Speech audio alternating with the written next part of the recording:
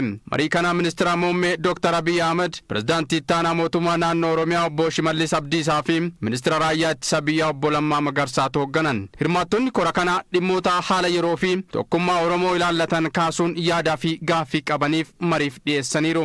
Waan akkana kana caqasuuf arguu hin barbaannu kijibdoonnis fakkeessisoos bootaa hin qabdu ammaan. Sarara bittaa deebitu namni jiruuf jireenya biyya kanaaf quuqamu yoo jiraate waa'ee biyyaa bichaa haa dubbatu. Gara mootummaatti waan nama kaa'u olaantummaa seeraa ammarraa kabajamuu qaba. Akkaataatti biyya bulchuu dandeenya. Dandeettii nuti qabnu qabatamaan itti argisiisaa jirru har'a ammoo duwwatti deebinee ofii keenya yoo of cabsinu yoo isaan wuskii dhuganii harka nutti rukutani gadda guddaan natti dhaga'ama. Rakkoo keenya duudhaa fi safuu qabnuun hiikkannee tokkummaa keenya bu'uura jabaa irratti ijaaruuf waliif tumsuu qabnaanis dhaamsa hirmaattota kanaati. Warra ta'anii miidhan burjaa jechan kana nurraa dhowwa. Seeratti nu galcha. Miidiyaan seera qaba. Seera kabajee adeemu. Maaliif uummata burjaa jecha? Waan hin taane, waan hin malle, waan uummata wal nyaachisu dabarsaa jira. Kanaafuu isas seeratti nu galcha. Nu karaa dheeraa deemu hin laga ce'u hin diina baay'ee nutti jira. Budaatu nu nyaata. Finna tokko dhalatee budaan ima nyaatti. Budaa san qoricha itti ulleetiin walitti deebi'an nama tokko ta'a nafa tokko ta'a nu ijaara. Pirezidaantii ittaanaan mootummaa naannoo Oromiyaa obbo Shimallis Abdiisaa rakkoo tibbanaa uumamee ture tasgabbeessuuf qaamolee gumaachan galateeffatan.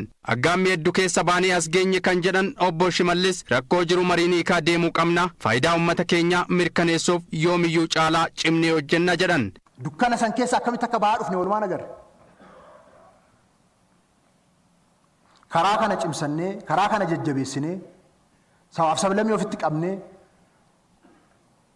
walqixxummaa amantaa mirkaneessinee, ga'aama tokko malee fedhii faayidaan Oromoo akka milkaa'u gochuudhaaf jabaannee qaamni hundumtuu hojjechuu danda'u irra jiraata. Hojiin olaantummaa seeraa kabachiisuu cimee itti fufas jedhan obbo Shimallis. Ammaan booda garuu olaantummaa seeraa rakkoo keessa galchinee biyyas Oromoos diiguu hin dandeenyu. Ministeerri raayyaa ittisa biyyaa obbo Lammaa Magarsaas akkuma kaleessaa ilaa fi ilaameen hojjennee as geenye tokkummaa keenya cimsinee fuula duratti deemnas jedhan. Kaleessa sasiin kan nu ga'e waan wal bira dhaabbannee waliin mari'annee wal gargaarree walii waan tumsine qofaaf malee dirree waraanaa kamittuu baanee waan waraana adda gaggeessinee miti. Yaadaan, qalbiidhaan, humnaan wal bira dhaabbannee wal gargaarree ilaa fi ilaameedhaan wal dhaggeeffannee manguddoonni keenya as jirtan bakka isin nu gorsitanitti bakka isin nu qeeqxanitti isa fudhannee hojjennee tas geenye isarraa bu'aa arganne har'as kan nu baasuu danda'u isa duwwaadha. Iddoo kana kan geenye laayyootti miti kan jedhan obbo Lammaan dogongora jiru mariin hiikna malee karaa tokkummaa Oromoo gaaffii keessa galchuun ta'uu hin qabu jedhan. Odeeffannoo walii kennanii wal hubatanii wal dhagahanii waliin mari'achuudhaan hojjechuun dhimma qaama muraasa irratti murna muraasa irratti gatamu otoo hin ta'in dhimma hunda keenyaati jedhee tayyaadhaan. Dhimma beekaa keenya, hayyoota keenya, hoggantoota keenya, jaarsa biyyaa keenya, dargaggeessa keenyaati jedhee tayyaadha.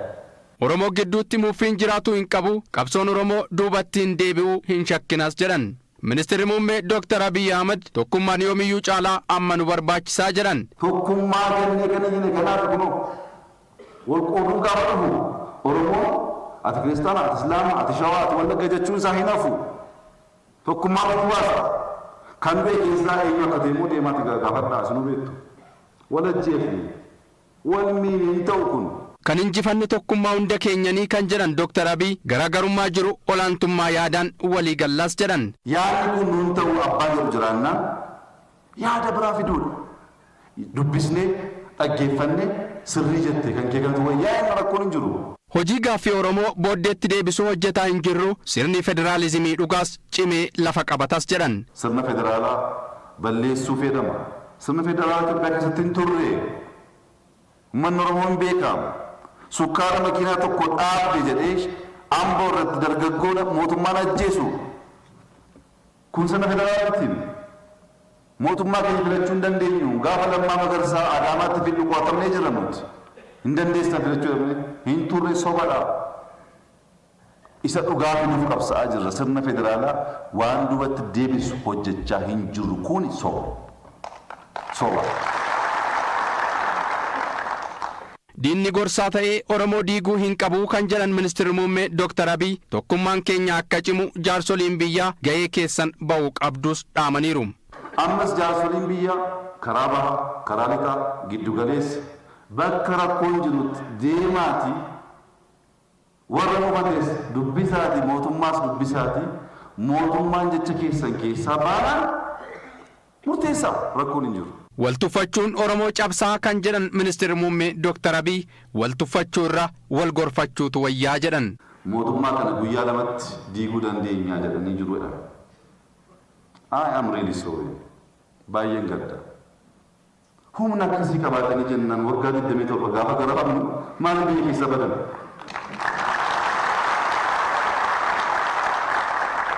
Maaliif deemanii amma kana uummanni Oromoo rakkachaa bahe? Moo gaafa Oromoon bulchuutu akka salphate dubbii? Kun sirrii miti. Akkas waltuffachuun sirrii miti. Sirrii miti nuun fayyadu. Mariin kun sadarkaa godinaa hanga aanaalee Oromiyaatti gadi bu'uun uummata waliin kan mari'atamu ta'us dhaamameera.